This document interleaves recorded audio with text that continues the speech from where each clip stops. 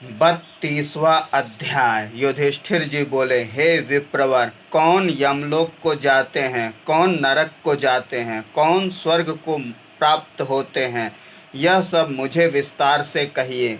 मार्कंडे ऋषि बोले, देवताओं की आराधना करने वाले पुण्य आश्रमवासी पुष्पक यान से स्वर्ग को जाते हैं।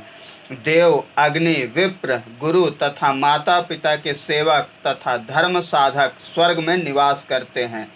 पूजनीय व्यक्ति सुखपूर्वक स्वर्ग को जाते हैं तथा दीप प्रदान करने वाले सभी दिशाओं को प्रकाशित करते हुए स्वर्ग को प्राप्त करते हैं। दूसरों को आराम देने वाले सुखपूर्वक यमालय को जाते हैं। गोदान करने वाले संपूर्ण इच्छाओं को पूर्ण कर उत्तम लोक को प्राप्त करते हैं। अन्न पान दान करने वाले तृप्त होकर जाते हैं। अन्न औषधि दान करने वाले सुखपूर्वक जाते हैं। गुरु सेवा करने वाले दिव्य लोक को प्राप्त करते हैं। पाद त्राण और अभ्यंग प्रदान करने वाले अश्व पर सवार होकर जाते हैं। रत्न आदि प्रदान करने वाले रत्नों से भूषित होकर स्वर्ग को जाते हैं। स्वस्थ बैल दान करने तथा भूमि दान करने से समृद्ध होकर स्वर्ग जाते हैं। अन्न पान दान करने से स्वास्थ्य और प्रसन्नता पूर्वक स्वर्ग को प्राप्त करते हैं। अन्नदान से स्वर्ग में विपुल भोग को प्राप्त करते हैं। सभी दानों में अन्नदान श्रेष्ठ है। अन्न शीघ्र ही प्रीतिकर दिव्य बल पुष्टि प्रदान करने वाला है। तीनों लोकों में अन्नदान ही श्रेष्ठ है। अन्न से ही प्राणी उत्पन्न होते हैं। इसके अभाव से मृत्यु को भी प्राप्त करते हैं। रक्त, रस, मांस, मेद, अस्थि, मज्जा, शुक्र सभी अन्न से ही उत्पन्न होते हैं। शुक्र से प्राणियों की उत्पत्ति होती है, इसलिए यह संपूर्ण संसार अन्नमय है। चंदनादि से नारी रज की उत्पत्ति होती है। सभी देव दानव आहार की इच्छा करते हैं और उसी के लिए प्रयत्न करते हैं। भूख ही सबसे बड़ी व्याधि है, इसलिए अन्न औषध दान से उसका प्रतिकार करना चाहिए। भूख से बढ़कर कोई दुख नहीं और भूख के समान कोई रोग नहीं। आहार के समान कोई सुख नहीं। अतः हे भारत, अन्नदान से बढ़कर कोई दान पुण्य नहीं। भूख रूपी अग्नि से सारे प्राणी संतप्त होते हैं। अतः हे राजन, अन्नदान कीजिए, अन्नदान कीजिए, बार बार अन्नदान कीजिए। संसार में अन्नदान प्राणदान के समान है, अतः अन्नदान कीजिए। अन्नदान करने से सभी दानों का फल प्राप्त होता है। तीनों लोकों में जितने भी दान, भोग, वाहन आदि हैं, वे सब अन्नपान आदि ऐश्वर्य इससे प्राप्त हो जाते हैं। अन्नदान से इहलोक और परलोक दोनों लोक सुधरते हैं।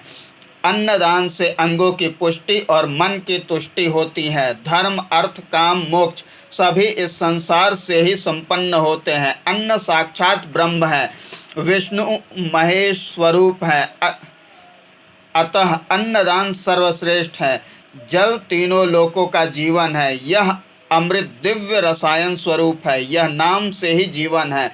यह शरीर को धारण करने वाला है। अन्नपान, गोवत्स्य, शय्या, छत्र, आसन आदि। हे युधिष्ठिर, इस लोक में 8 दान श्रेष्ठ कहे गए हैं। इस प्रकार के दान विशेष से या जिससे सुख पूर्वक स्वर्ग प्राप्त किया जा सके वैसा दान करना चाहिए। अन्नदान तथा जलदान सबसे श्रेष्ठ है। अमरेश्वर तीर्थ में पितृगण को तिलोदक देना चाहिए। तीर्थ पुण्य क्षेत्र कहे गए हैं। ये सब तीर्थ काम, मोक्ष तथा सिद्धि प्रदान करने वाले हैं। तीर्थों में किए गए तप, यज्ञ, दान आदि की संख्या है, किंतु भगवान शिव ने कहा है, नर्मदा तट पर किए गए यज्ञ, दान, तप की कोई संख्या नहीं है। जैसा शिव पूजनीय है, उसी प्रकार माता नर्मदा भी पूजनीय है। जो क्रूर कर्म करने वाले हैं तथा पाप में रत रहकर दान कर्म नहीं करते हैं, उनको प्राप्त होने वाली यातना को सुनो। वे लोग घोर यमालय को प्राप्त होते हैं। वह यमालय 86,000 योजन तक विस्तीर्ण है। अनेक रूपों से युक्त महाभयानक अशुभ कर्मों के अत्यंत समीप प्रतीत होते हैं। अत्यंत दूर रौद्र में गिराए गए के समान तीव्र कांटों तथा सरकरों से युक्त छुरे की धार के समान तेज धार वाले पत्थरों से युक्त, कुछ महाकीचक में फंसे हुए होते हैं। ऊंचे ऊंचे लोहे के सूल पर टंगे हुए, कहीं कहीं लता पर्वतों से घिरे हुए, अंगारों से युक्त कठिन मार्ग से जाते हुए, कहीं कहीं ऊंचे नीचे गड्ढों से अथवा पत्थरों से युक्त मार्ग, कहीं कहीं तपी हुई बालू रेत, कहीं नुकीले कीलों से युक्त, कहीं कहीं टूटी शाखाओं से घिरे हुए मार्ग, कहीं अंधकार युक्त मार्ग से जाते हुए, कहीं अग्नि से युक्त मार्ग, कहीं तपी हुई लोह शिलाएं, कहीं कीचड़ से दुखी मन, कहीं गर्म पानी से पूर्ण मार्ग, कहीं जलते हुए अंगारे, कहीं गिद्ध भेड़िए व्याघ्र कीट से काटे गए, कहीं बड़े बड़े उल्लुओं से युक्त, कहीं अजगरों से व्याप्त मार्ग, कहीं कहीं भयानक भौरे, कहीं अत्यंत विषधर सर्प, कहीं तीक्ष्ण सिंहों से मार्ग को खोदने वाले बैल, तथा बड़े बड़े सिंहों वाले भैंस से भयानक डाकिनियों से युक्त विकराल राक्षसों से युक्त मार्ग,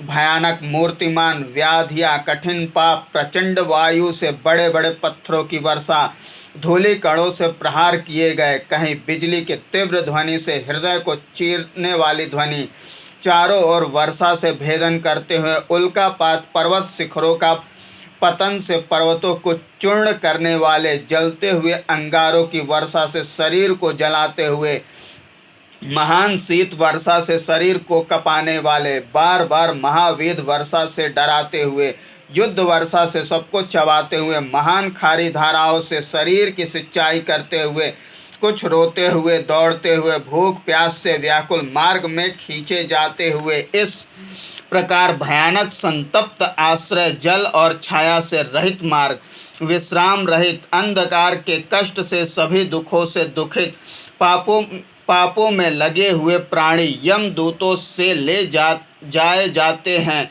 अकेले पराधीन, मित्र बंधु बांधवों से रहित, बार बार अपने कर्मों को सोचकर दुखी होते हुए, प्रेत रूप होकर, सूखे हुए कंठ, होठ, तालु, आश्रय रहित, दुर्बल, भयभीत, भूख से व्याकुल, कुछ श्रृंखलाबद्ध पैरों में सोए हुए, कुछ केशों को बांधे हुए, कुछ व्याकुल, अंकुश से ललाट भेदन किए हुए, खींचे जाते हुए, पार्श्व बाहुओं से बंधे हुए, उदर से पीड़ित, पास से बंधी हुई गर्दन वाले, दुख पूर्वक ले जाते हुए, जिह्वा को शंकुओं से भेदे हुए, अर्धचंद्र नामक हथियार से ग्रहण किए गए, इधर उधर फेंके गए, शिशन आदि को रस्सियों से बांधे गए, शिशन विषण जिह्वा काटे गए, अंकुश से भेदन किए गए, सर्पों के दंश से पीड़ित, निराश्रित, चिल्लाते हुए, इधर उधर भागते हुए, मुदगर लोह दंडों से प्रहार किए गए, केशों को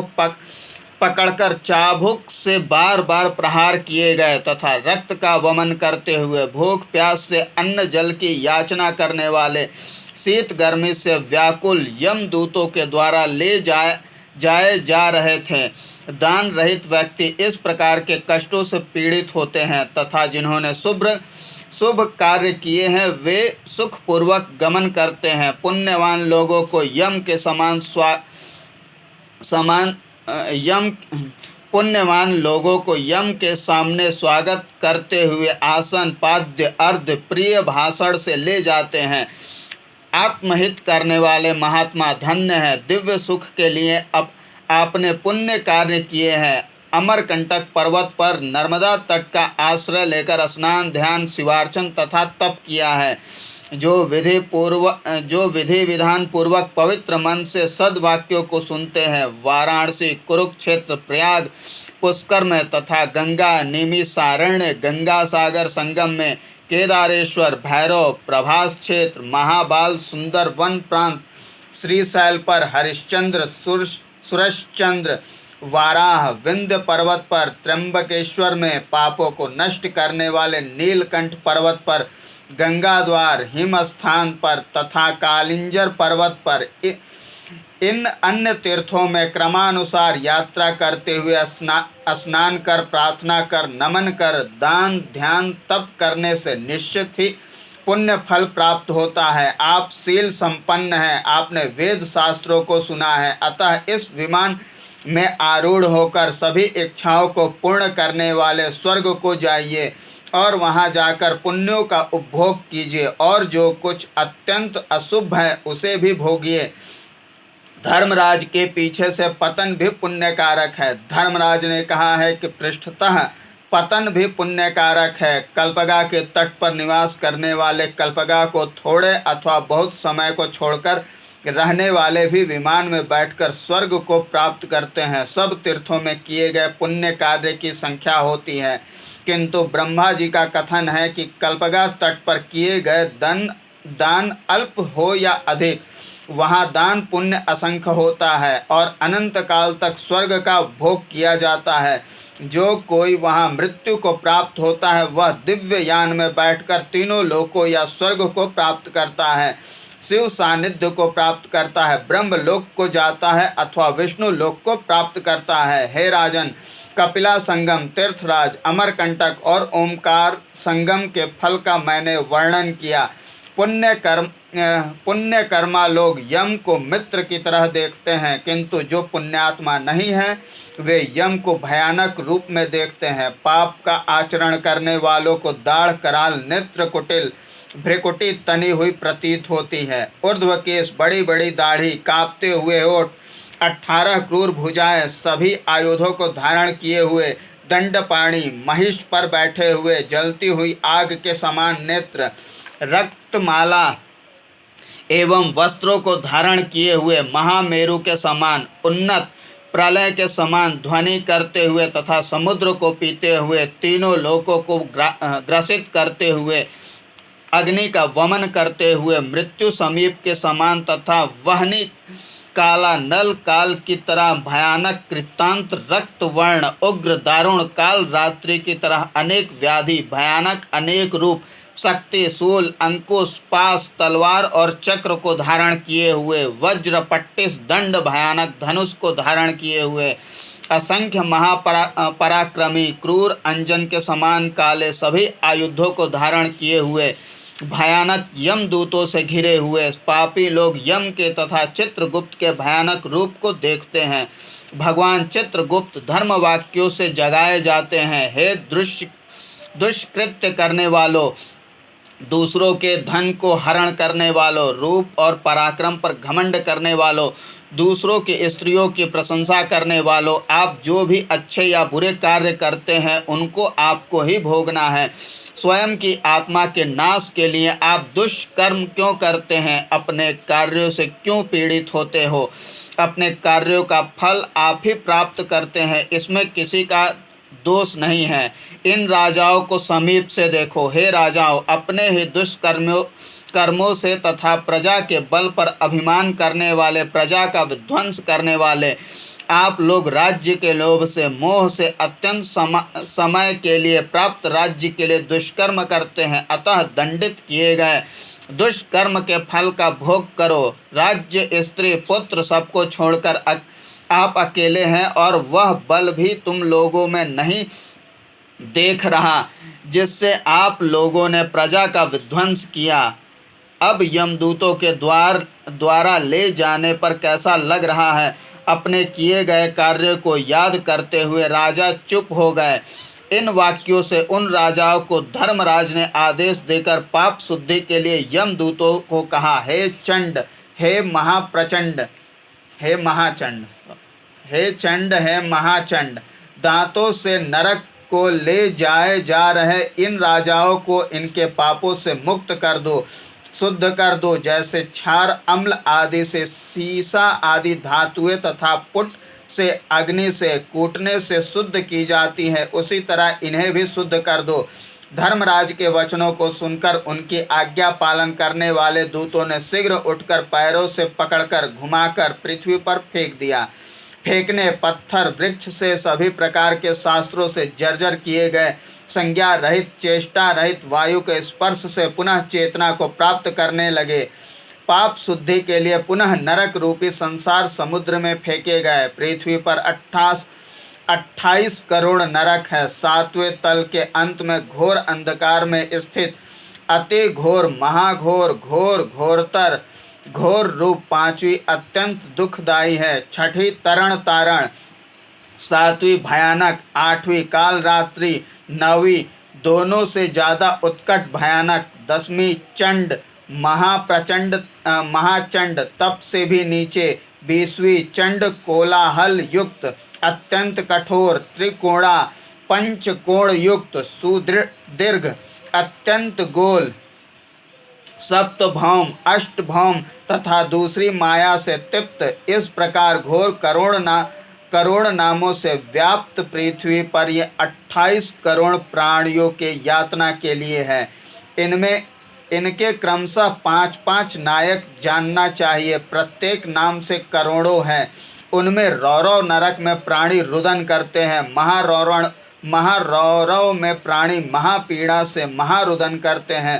तमशील आदि 5 नायक कहे गए हैं। अघोर नामक पहला और तीक्ष्ण महामायावी लोम रहित कंटक युक्त तीव्र वेग कराल विकराल कंपित करने वाला महापद्म तीक्ष्ण धार वाले चक्र गर्जना करने वाले सुई की तरह मुख वाले खाने वाले पीड़ादायक अंगार राशि वाले रक्त के तालाब सुतीक्ष्ण सुंड की तरह महासंवर्तक कृमि तपे हुए जंतुओं कीचड़ का लेप दुर्गंधित मांस की तरह बड़ी बड़ी दीर्घ श्वास प्रश्वास लेने वाले बड़ी बड़ी नाव को बहाने वाले बैल सिंह व्याघ्र आदि के मुख वाले बड़े बड़े स्वान महिष मेष वृष तथा गधे के समान मुख वाले ग्राह कुंभी मगर के समान मुख वाले भयानक सभी भक्ष अभक्ष को खाने वाले सर्प कुर्म कौवे आदि को गिद्ध उल्लू भालू सिंह वानर आदि के समान कर्कश गंटक पिंग नेत्र दुर्गंधित और टेढ़े मुख कण धुआं तुषाग्नि कृमियों के समूह रुधिरादि भोजन गात्र श्लेष्म भक्षण करने वाले केकड़े बिल में रहने वाले पार करने में कठिन विकट वैतरणी कने वाले एक पैर वाले असी पत्र घोर वन अस्थियों को भी भंग करने वाला तथा अत्यंत पीड़ादायक तपे हुए लोहे की शिला छुरे के समान धार वाले पर्वत सातन पातन वाले मूसल उखल शिला शकर लांगुल ताल पत्र घोर गहन महामशक मंडप सम्मोहन अस्थि मग्न तप्त शूलमय बहुत दुख महादुखदायक हलाहल विरूप यंत्रक गोफड़ एक पाद तीनों पैरों वाले मुदगर, इस प्रकार ये 28 क्रमशः कहे गए हैं। 40 से ज़्यादा महानरक हैं। फलों के अनुसार भोग करने वाले राजाओं के विरूप अत्यंत कर्मनाश। इसी प्रकार नरकाग्नि में तपी हुई श्रृंखला से हाथ पैर बांधकर यम के दूतों द्वारा महावृक्ष की शाखाओं पर लटका दिए जाते हैं तथा दोला की तरह हिलाते हैं। अपने कर्मों का ध्यान करते हुए चुपचाप रहते हैं। इसके बाद क्रमशः लोह दंड से प्रहार किए जाते हैं। मस्तक पर प्रहार कर प्राणों को नष्ट करते हैं। इसके बाद विष्ठा से तथा कृमियों से पूर्ण कूप में डाल देते हैं। पाप कर्म करने वाले मनुष्य इस प्रकार चारों ओर से भयानक दूतों से पकाए जाते हैं तथा तपे हुए क्षार और अग्नि से विशेष रूप से पकाए जाते हैं। कटे हुए अंगों वाले जर्जर किए गए पुनः विदीर्ण किए गए चारों ओर से कष्ट पहुँचाए जाते हैं। तपी हुई लोहे की कड़ाही में वार्ताक की तरह पकाए जाते हैं। जल जंतुओं से युक्त अपवित्र जल में फेंके जाते हैं। मेद रक्त आदि से पूर्ण कुएं में बावड़ी में फेंके जाते हैं। कृमियों तथा लोहे के समान कठिन दाढ़ वाले कौओं से खाए जाते हैं। अंगारों पर मछली की तरह पकाए जाते हैं। तीक्ष्ण शूल पर भी प्रेतों द्वारा पकाए जाते हैं। स्वयं के घोर कर्मों के कारण मनुष्य तोलक की तरह आक्रमिक होते हैं। नरक में तिल की तरह पीड़ित किए जाते हैं। इस प्रकार यमदूतों से अनेक प्रकार से पीड़ित किए जाते हैं तथा तपे हुए तेल से भरे हुए कढ़ाई में डाले जाते हैं। असत्य बोलने वालों की जिह्वा निकाली जाती है। तपी हुई सांसियों से पैर दागे जाते हैं। जो गुरु माता पिता की निंदा करते हैं उनके मुख में गरम रेत भरकर सिलाई की जाती है। गरम गरम छार या दूध से बार बार तपे हुए तेल से मुख को भर देते हैं। उग्र प्रदीप्त लोह सलाका से पीठ पर प्रहार करते हैं। घोर पाप करने वालों के सिर आदि पर दंतुर आरी से प्रहार करते हैं। अपने ही मांस का भक्षण करते हैं तथा अपने ही रक्त का पान करते हैं। गन्ने की तरह यंत्रों से पीड़ित किए जाते हैं। मुदगरों से जर्जर किए जाने पर काल दंड से पीड़ित किए जाते हैं। घोर असीवन में खंड खंड कर छेदन किए जाते हैं। तपे हुए सूल पर चढ़ा दिए जाते हैं। इस प्रकार अनेक कष्ट दिए जाने पर भी मृत्यु को प्राप्त नहीं होते हैं। देह से मांस निकाले जाते हैं। भयानक यमदूत बाहुओं को खींचते हैं। इस प्रकार श्वास प्रश्वास लेते हुए चिरकाल तक नरक में रहते हुए कष्ट भोगते हैं। रुदन करते हुए रौरव नरक में अनेक प्रकार से पीड़ित किए जाते हैं। पीड़ाओं से महारौरव नामक नरक में रोते हुए पैर, मुख, गुदा, लिंग, हाथ, हृदय आदि में तीक्ष्ण घनों से प्रहार किए जाते हैं तथा तपी हुई बालुका पर लिटाए जाते हैं। गर्दन से ऊपर दाढ़ी अच्छी तरह तपे हुए में डालने पर क्रंदन करते हुए, रूप की निंदा करते हुए दूसरों की पत्नी पर हंसते हैं। दुष्चरित्र नारियां आलिंगन करते हुए रोती हैं। वेग पूर्वक क्यों दौड़ते हो? अब दौड़ना व्यर्थ है। तुम अपने पति से वंचित हो और यथा सुख पाप को भोगो। धीरे धीरे लोह कुंभ में फेंके जाते हैं, अंधकूप में फेंके जाते हैं, भ्रमर आदि काटते हैं। जो महात्मा आचार्य धर्मदर्शियों की निंदा करते हैं, जो शिव भक्तों के शिव धर्म की निंदा करते हैं, उनके ऊपर कंठ में, जिह्वा, दंत संधियों में यमदूतों द्वारा ऊंट के गले में कील से गाड़ देते हैं। जो ब्राह्मण, साधु, वेद, पितृगण, गुरु की निंदा करते हैं, हे महाराज, उनके जिह्वा में 1000 छेद हो जाते हैं, वज्र द्वारा तोड़ी जाती है। पाप करने वालों को जो यातनाएं यमदूतों द्वारा दी जाती हैं, उनका मैंने संक्षेप में वर्णन किया है। सभी नरकों में जो यातना प्राप्त होती है वे कितनी हैं? 100 वर्ष में भी उनका वर्णन नहीं किया जा सकता। वहाँ अन्य यातना कष्ट अनेक पाप कर्मों की महाघोर अति घोर कालाग्नि के समान मूर्ख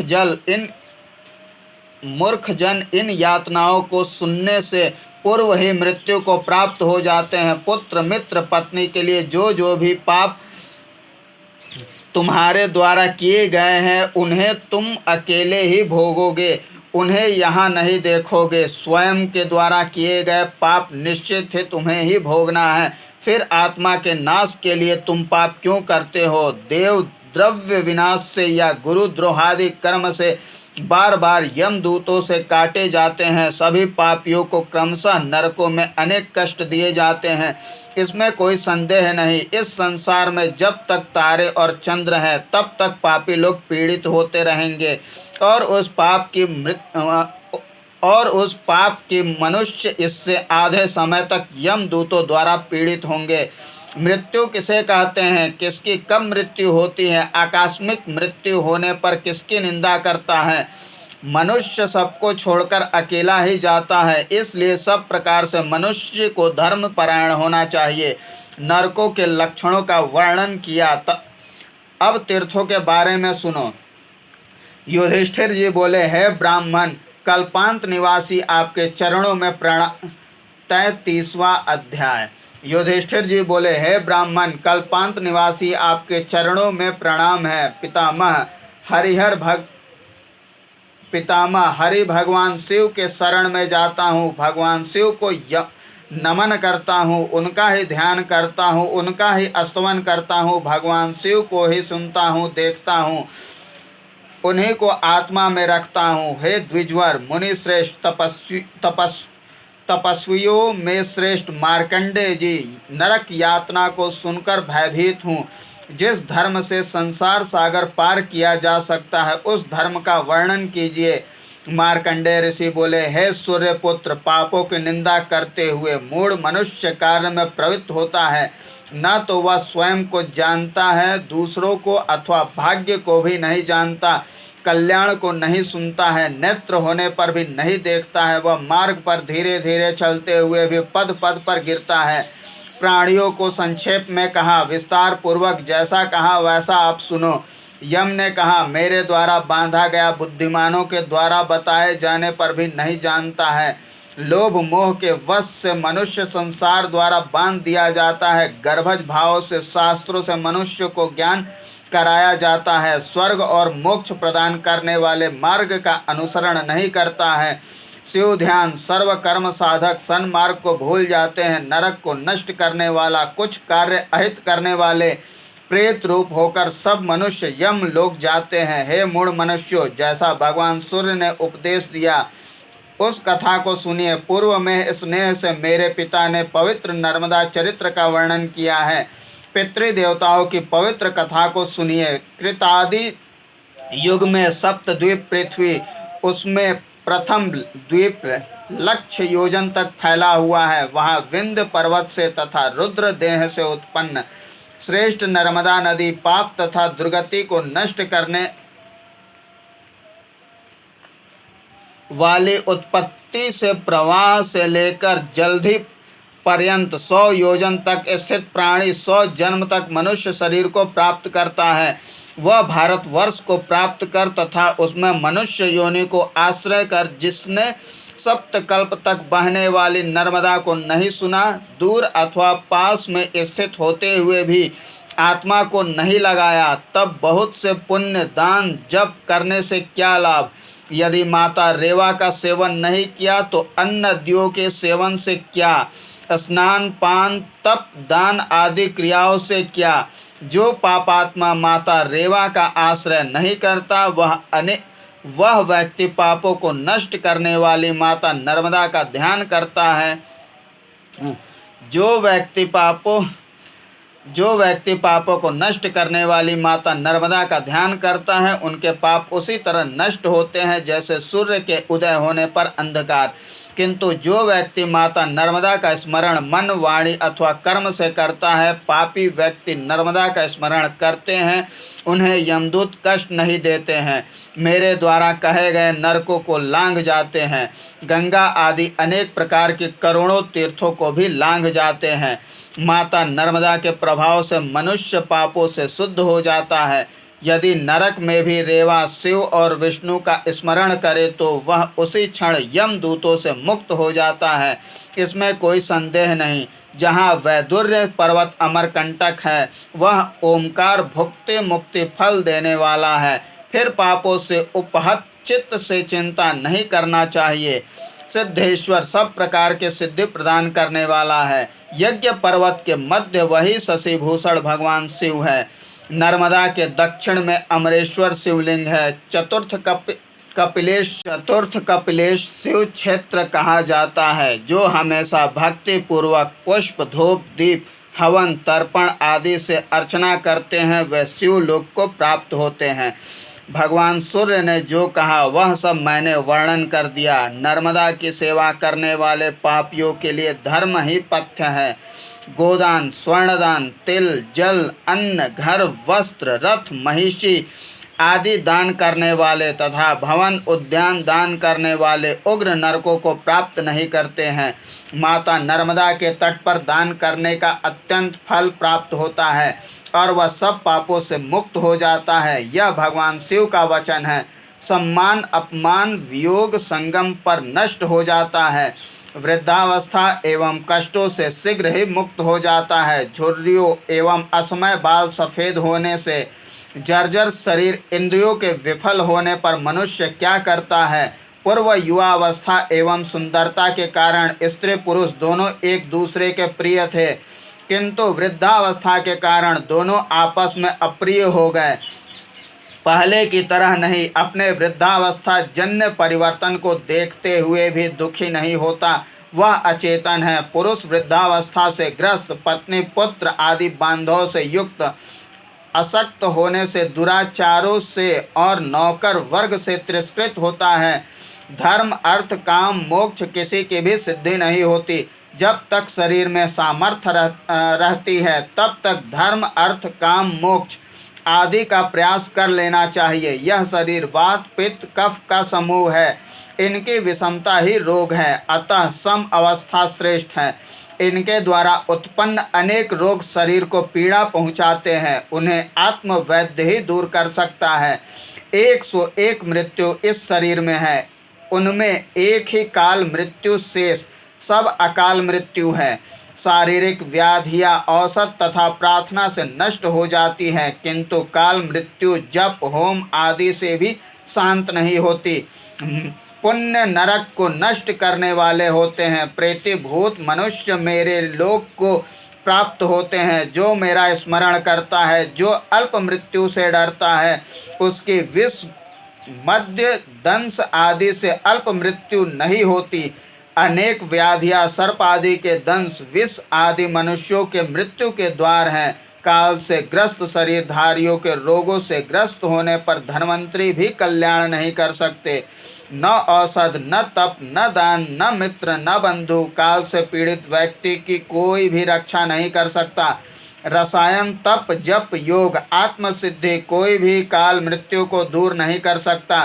शरीरधारियों का मृत्यु के समान दुख नहीं, इसके समान किसी का भय नहीं। मृत्यु से बढ़कर कोई शत्रु नहीं। सद्भार्या, पुत्र, मित्र, राज्य, स्वर्ग मृत्यु सबको नष्ट कर देती है। बस इतना ही कहता हूँ कि संसार अत्यंत कठिन है। परिणाम को जानकर सब काल के अधीन है। सब प्रकार से 7 कल्पों में भी रहने वाली, सभी दुखों को हरण करने वाली, पवित्र पुण्य प्रदा, सभी शोकों को नष्ट करने वाली माता नर्मदा की सेवा, यह सभी धर्मों का स्थान है। अतः यज्ञ, दान, तप, सत्य, स्वाध्याय, पितृतर्पण आदि से रेवा की सेवा करें। माता रेवा की सेवा से संपूर्ण फल प्राप्त होते हैं। सैकड़ों ब्रह्म हत्या होने पर भी सब पाप नष्ट होते हैं। नर्मदा के जलपान से अनेक जन्म में किए गए सैकड़ों पापों को नष्ट होने में एक क्षण भी नहीं लगता। गोदान, अन्नदान के समान तीनों लोकों में और कोई दान नहीं है। ओमकार के दक्षिण तट पर भगवान की आराधना करने पर सभी पाप तत्क्षण नष्ट हो जाते हैं। नर्मदा जल में स्नान कर दान देने से असंख्य कल्याण होते हैं, इसे कोई नहीं रोक सकता।